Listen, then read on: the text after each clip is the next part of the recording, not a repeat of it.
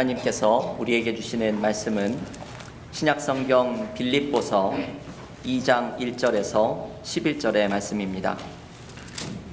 신약성경 빌립보서 2장 1절에서 11절의 말씀, 신약성경 319쪽에 있습니다. 빌립보서 2장 1절에서 13절을 봉독하겠습니다. 그러므로 그리스도 안에 무슨 권면이나 사랑의 무슨 위로나 성령의 무슨 교제나 긍휼이나 자비가 있거든 마음을 같이하여 같은 사랑을 가지고 뜻을 합하여 한 마음을 품어 아무 일에든지 다툼이나 허영으로 하지 말고 오직 겸손한 마음으로 각각 자기보다 남을 낮게 여기고 각각 자기 일을 돌볼 뿐더러 또한 각각 다른 사람들의 일을 돌보아 나의 기쁨을 충만하게 하라. 너희 안에 이 마음을 품으라. 곧 그리스도 예수의 마음이니 그는 근본 하나님의 본체시나 하나님과 동등됨을 취할 것으로 여기지 아니하시고 오히려 자기를 비워 종의 형태를 가지사 사람들과 같이 되셨고 사람의 모양으로 나타나사 자기를 낮추시고 죽기까지 복종하셨으니 곧 십자가에 죽으심이라. 이러므로 하나님이 그를 지극히 높여 모든 이름 위에 뛰어난 이름을 주사 하늘에 있는 자들과 땅에 있는 자들과 땅 아래 있는 자들로 모든 무릎을 예수의 이름에 꿇게 하시고 모든 입으로 예수 그리스도를 주라 시인하여 하나님 아버지께 영광을 돌리게 하셨느니라. 아멘. 하나님의 말씀입니다. 오늘 글로리아 찬양대 귀한 찬양 하나님께 영광 올려주셔서 감사합니다. 우리가 지난 몇 달 동안 찬양대가 잠시 이 오미크론 때문에 멈추었는데요. 이렇게 함께 찬양대가 서면서 하나님께 찬양을 올리니까 우리 예배가 얼마나 더욱더 은혜롭고 감사한지 모릅니다. 우리 찬양대를 위해서 계속 기도해 주셔서 하나님께 찬양으로 영광 올려드리는 글로리아 찬양가가 되기를 함께 기도해 주시기를 원합니다. 오늘 빌립보서 연속설교 세 번째 시간입니다. 요즘 우리는 사도 바울이 복음을 전하다가 에베소 감옥에 갇혀 있을 때 썼던 빌립보서를 묵상하면서 감옥이라는 고난도 막아서지 못했던 바울이 경험한 기쁨을 함께 묵상하고 있습니다. 첫 번째 시간에는 은혜에 참여하는 자가 될 때 기쁨을 경험할 것이라는 말씀을 나누었습니다. 지난주 두 번째 시간에는 고난의 시간을 맞이할 때에 그 고난을 통해 주님을 존귀하게 하는 기회로 삼고 주님과 함께 고난을 감당하려는 마음을 가질 때 기쁨을 잃어버리지 않을 것이라는 말씀을 나누었습니다. 오늘은 빌립보서의 가장 유명한 말씀을 함께 나눕니다. 예수님에 대한 신앙 고백이 담겨 있는 본문의 말씀입니다. 이 말씀을 통해서 바울은 또한 기쁨을 경험하는 방법을 소개합니다. 오늘 우리가 봉독한 본문은 초대교회가 예수님을 어떻게 이해하고 믿었는지를 보여주는 신앙 고백이 등장합니다. 오늘 본문 빌립보서 2장 6절부터 11절까지에 등장하는 말씀입니다. 초대교회의 성도들은 예수님이 하나님과 같은 분이었는데 인간의 모양으로 자기를 비웠고 십자가에 죽기까지 순종하셨고 그런 예수님을 하나님이 만유의 구주로 높이셨다고 고백을 했습니다. 성경을 연구하는 분들은 이 신앙 고백, 빌립보서 2장 6절부터 11절에 나오는 이 신앙 고백을 너무나도 중요하게 생각합니다. 우리가 알고 있는 가장 오래된 그리스도인들의 신앙 고백입니다. 이 고백 속에서 하나님이셨던 분이 인간이 되신 성육신과 십자가의 순종과 부활의 영광을 소개하는 이 예수님에 대한 핵심적인 메시지가 등장을 하고 있습니다. 그런데 오늘 바울은 초대교회가 고백하는 이 예수님에 대한 고백을 떠올리게 하면서 예수님의 마음을 본받으라고 이야기를 합니다. 5절의 말씀이지요. 너희 안에 이 마음을 품으라. 곧 그리스도 예수의 마음이니. 이 말씀이 참 의미심장합니다. 예수의 마음을 품으라. 사도 바울이 말합니다. 예수님을 믿는다고만 하지 말고 예수님의 마음을 품고 살라고 말합니다. 여러분, 예수님을 믿는 것은 너무나 중요합니다. 우리는 주님을 믿으며 예수님의 십자가에 나타난 은혜를 믿으며 구원을 받습니다. 그런데 우리는 때로 믿기만 하려고 하지 예수님의 마음을 품고 살려는 모습은 부족합니다. 바울은 주님의 마음을 품고 사는 삶을 강조합니다. 그리고 이것이 기쁨을 경험하는 방법임을 알려줍니다.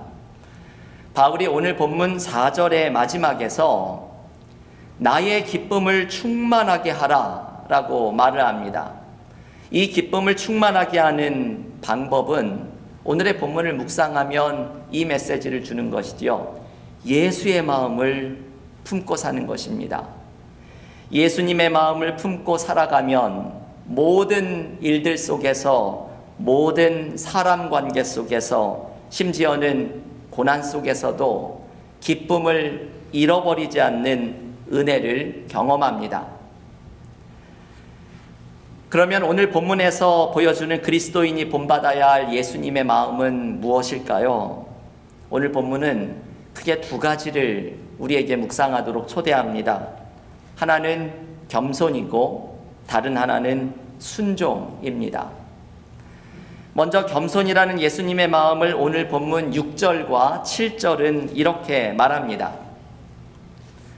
그는 근본 하나님의 본체시나 하나님과 동등됨을 취할 것으로 여기지 아니하시고 오히려 자기를 비워 종의 형체를 가지사 사람들과 같이 되셨고. 이 말씀은 하나님이신 예수님이 인간이 되셔서 성육신을 보여주신 예수님의 모습을 고백하는 것입니다. 여기에서 중요한 것은 자기를 비워 종의 형체를 가지셨다는 표현입니다.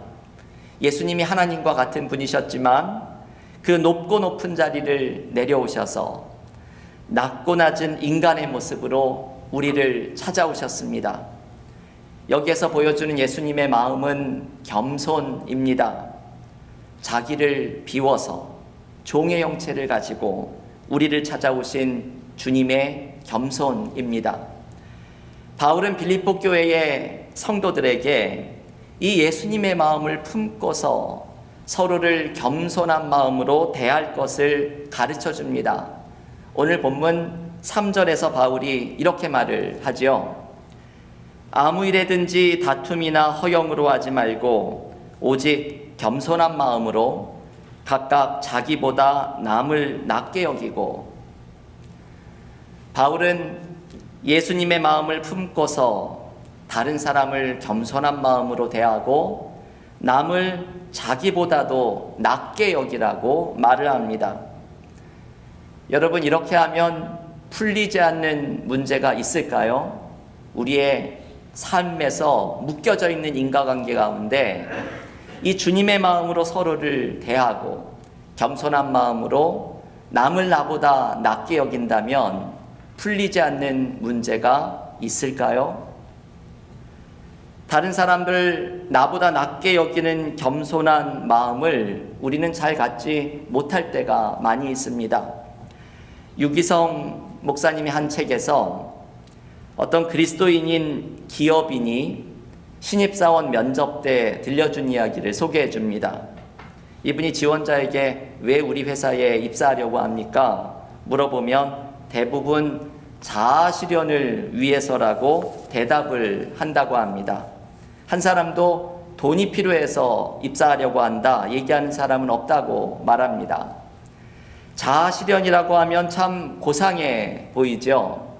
미국의 심리학자 가운데 에이브럼 매슬로우라는 분은 인간이 가진 가장 높은 욕구를 자아 실현이라고 말했습니다.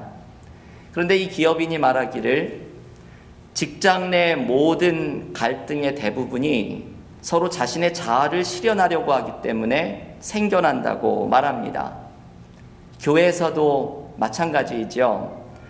서로 자기의 자아를 실현하려고 하면 갈등과 문제가 일어날 수밖에 없습니다. 제가 어떤 목사님이 성도들에게 이렇게 말한 것을 소개해 드린 적이 있습니다. 성도 여러분, 우리 교회에서 잘하려고 하지 맙시다. 잘하려고 하다 보니 자꾸 다툼이 일어나지 않습니까? 우리 잘하려고 하지 맙시다. 이 목사님도 내가 잘해보려고 내가 더 낫다고 생각할 때 문제가 일어나는 것을 말하는 것입니다. 이 목사님이 이야기하는 것은 다른 뜻이 아니죠. 오늘의 본문처럼 예수의 마음을 품자는 것입니다. 내가 남보다 낫다고 생각하지 말고 나보다는 남을 낫게 여기는 겸손한 마음으로 예수님을 닮아가자는 말씀입니다. 모든 인간관계의 갈등은 겸손이라는 예수의 마음을 품을 때에 해결이 됩니다. 우리 교회에서 그저께 금요일부터 신앙훈련 과정으로 초대교회사 공부를 시작했습니다. 이번 주 금요일에 배우는 초대교회사의 내용이 로마의 박해 속에서도 초대교회가 성장해간 이야기입니다. 이번 과정의 교재로 삼은 최종원 교수의 초대교회사 다시 읽기라는 책을 보면 기독교가 가장 눈에 띄게 성장한 시기가 이 로마의 박해 속에서라고 말을 합니다. 이게 참 아이러니하죠. 가장 극심한 박해 속에서 기독교는 가장 성장해 갔다는 말입니다.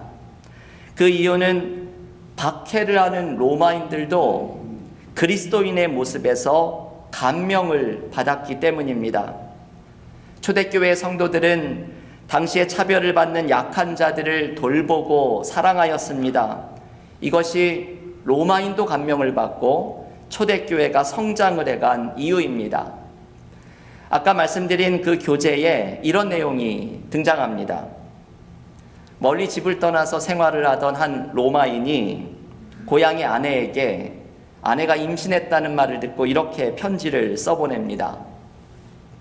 당신이 잉태했다는 소식 반갑소. 그런데 아들이거든 잘 키우고 딸이거든 강가에 버리면 좋겠소. 이런 내용의 편지가 발견이 된 것이죠. 요즘의 시각으로는 이해할 수 없는 내용입니다. 그런데 당시에는 영아 살해, 특히 여아의 살해는 그렇게 낯선 풍경이 아니었다고 합니다. 로마 시대의 여성의 존엄성은 인정을 받지 못하였고 노예는 사람이 아닌 물건으로 취급을 받았습니다. 그런데 그리스도인들은 달랐습니다.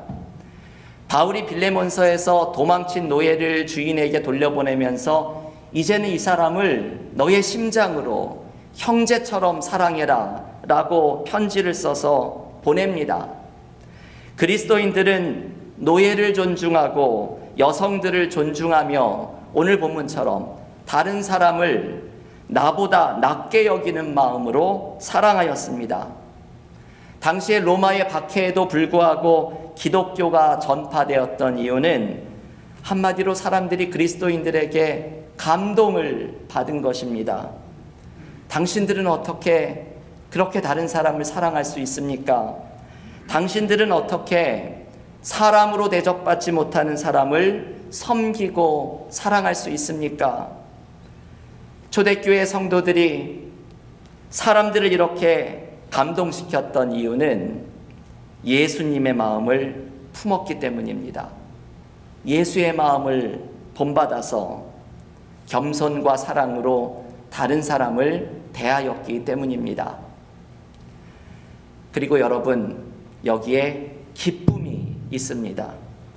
주님의 마음을 본받아서 다른 사람을 겸손과 사랑으로 대하는 것 속에서 우리는 모든 묶여진 인간관계가 풀어지는 기쁨을 경험합니다.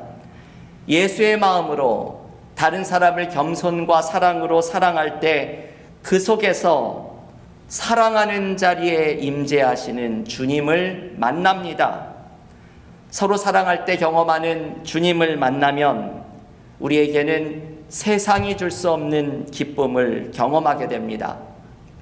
여러분, 예수의 마음을 품으십시오. 예수님의 마음으로 겸손과 사랑으로 다른 사람을 대하십시오.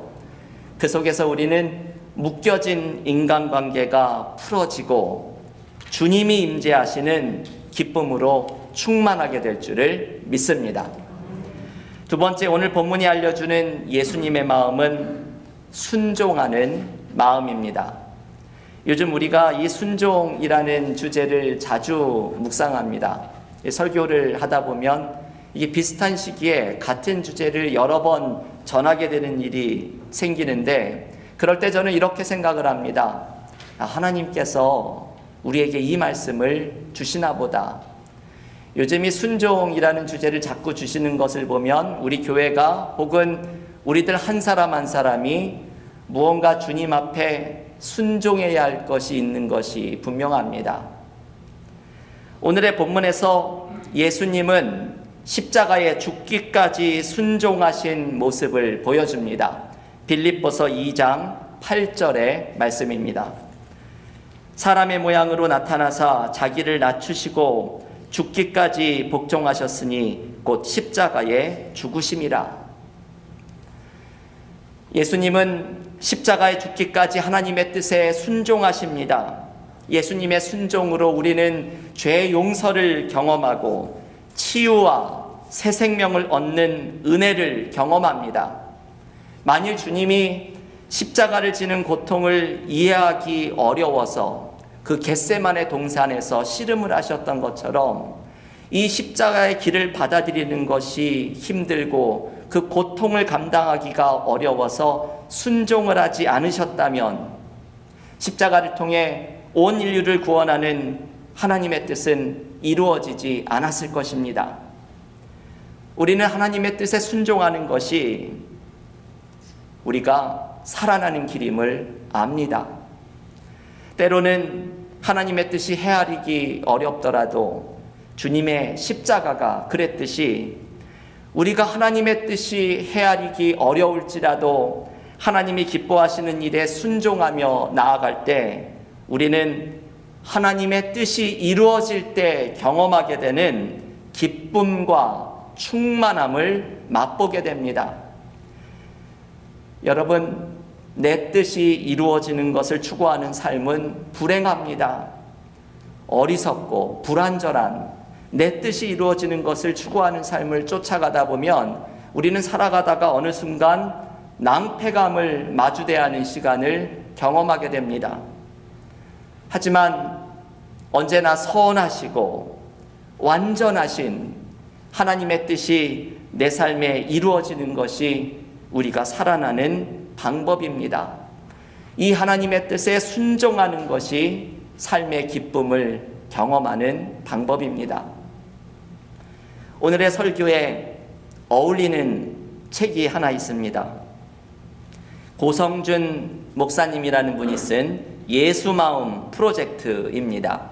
이 예수마음 프로젝트라는 책은 정확히 오늘 빌립보서 2장의 말씀을 읽고서 은혜를 받아서 이 목사님이 예수의 마음을 품는 것을 삶의 프로젝트로 삼으라는 내용을 담고 있습니다. 예수의 마음을 품으면 믿음이 깊어지고 평강이 찾아오며 행복을 경험하고 소망이 생기고 감사하게 된다고 이분은 강조합니다. 이게 너무나도 귀한 축복들입니다. 예수마음 프로젝트를 인생의 프로젝트로 삼을 만한 가치가 충분하다고 강조합니다. 고성준 목사님은 이 예수마음을 품으라는 프로젝트를 소개하면서 이때 경험하는 축복 중에 하나가 기쁨 기쁨이라고 강조합니다. 그러면서 자신이 미국에서 박사학위를 받을 때의 경험을 소개해 줍니다. 제가 예전에 이분의 이 이야기를 소개해 드린 적이 있습니다. 이 고성준 목사님이 수학으로 박사학위를 하고서 나중에 이 교수가 되려고 하는 모든 것을 버리고서 목사가 된 분입니다. 그런데 박사과정 졸업을 앞두고 논문의 오류를 발견하게 되었습니다. 이 졸업이 안 될 위기에 처한 것이죠. 학위 없이 한국으로 돌아가는 수치심도 느껴지고 3년간 국비 유학생으로 받았던 학비와 생활비도 졸업을 못하면 도로 물어내야 한다는 당혹감도 느껴졌습니다. 그러다가 이 벼랑 끝에 몰린 심정으로 논문의 오류를 해결하는 방법을 찾았습니다. 그래서 교수에게 이메일을 보냈더니 축하한다고 문제를 찾았다는 답장을 받았습니다. 그런데 이 이메일을 보내고서 문제가 완전히 해결이 안 된 것을 발견을 했습니다. 결과는 맞았지만 증명이 안 되는 애매한 상황이었습니다. 그 교수님도 그것을 미처 발견을 못한 것이죠. 그래서 이 목사님에게 유혹이 찾아왔습니다. 그냥 가만히 있으면 졸업을 할 수 있을 것 같은 유혹을 경험을 하였는데 이분이 성경으로 큐티를 하면서 주님의 음성을 듣게 됩니다. 이것을 바로잡으라는 말씀을 주셨습니다. 그래서 이 목사님이 주님의 말씀에 순종을 해서 다음날 교수를 찾아가서 여전히 문제가 해결이 되지 않았다고 말씀을 드리고 나왔습니다. 그리고는 이상한 일이 벌어졌습니다. 집으로 돌아가는 차 안에서 기쁨이 몰려오기 시작한 것입니다. 심각한 상황이었죠. 사실은 짐을 싸서 한국으로 돌아가야 할지 모르는 상황이었습니다. 그런데 말할 수 없는 기쁨이 찾아오고 차 안이 하나님의 임재로 가득했습니다. 이분은 미친 사람처럼 몇 날 며칠을 이 기쁨 가운데 거하는 시간을 갖게 되었습니다. 나중에 논문의 문제를 해결해서 졸업을 하게 되었지만 이 목사님은 이때의 경험을 통해서 중요한 것을 깨달았습니다. 기쁨은 주님께 순종할 때 찾아온다는 것이죠. 주님께 순종하는 사람이 주님 안에 있는 기쁨을 경험한다는 사실입니다. 기쁨은 주변의 환경이 주는 것이 아니라 주님 안에 있을 때 경험하는 것입니다. 그리고 우리는 주님의 뜻에 순종할 때 주님 안에 거하는 기쁨을 누립니다. 순종할 때 주님의 뜻이 내 삶에 이루어지는 것, 순종할 때 주님 안에 거하게 되는 것, 이것이 세상이 줄 수 없는 기쁨을 경험하는 방법입니다. 여러분, 우리가 삶에서 기쁨을 경험하지 못하는 이유 가운데 하나는 무언가 주님께 순종하지 않기 때문이 아닐까요? 하나님의 뜻이 이루어지도록 십자가에 죽기까지 순종하신 주님의 마음을 본받아서 우리도 주님께 순종하며 나아갈 때 우리에게 주님의 뜻이 이루어지는 세상이 줄 수 없는 기쁨을 경험하게 될 줄을 믿습니다. 오늘 빌립보서 2장의 말씀을 붙들고서 예수의 마음 프로젝트를 우리도 시작할 수 있기를 원합니다. 여러분, 예수님의 마음을 품으십시오. 겸손한 마음으로 나보다 남을 낮게 여길 때 모든 묶여진 인간관계는 풀어지고 그곳에 임하시는 주님을 만나는 기쁨을 경험하시기를 기원합니다. 주님의 마음을 품고서 십자가에 죽기까지 순종하신 주님의 마음을 본받아서 우리도 주님의 뜻에 순종할 때 주님의 뜻이 내 삶에 이루어지는 기쁨, 주님 안에 거하는 기쁨을 맛보시기를 기원합니다. 오늘 빌립보서 2장의 말씀을 붙들고 예수의 마음을 품는 자에게 주시는 기쁨이 우리 모두에게 넘치는 믿음의 성도들이 되시기를 간절히 주님의 이름으로 축원합니다. 기도하겠습니다.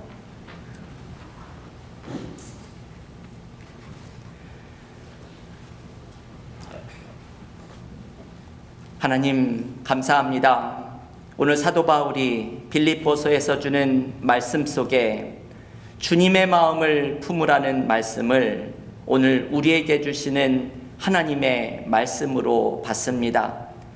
예수의 마음을 품고서 겸손한 마음으로 남을 나보다 낮게 여길 때 주님께서 우리의 삶 속에 모든 묶여진 인간관계를 풀어주시고 주님의 뜻이 이루어지는 기쁨을 맛보게 하여 주시옵소서. 주님의 마음을 품고서 십자가에 죽기까지 순종하신 주님처럼 우리도 주님의 뜻이 내 삶에 이루어지도록 순종하며 나아갈 때 하나님의 뜻이 이루어지는 기쁨, 주님 안에 거하는 기쁨을 충만히 경험하는 믿음의 성도들이 되게 하여 주시옵소서. 예수님의 이름으로 기도하옵나이다. 아멘.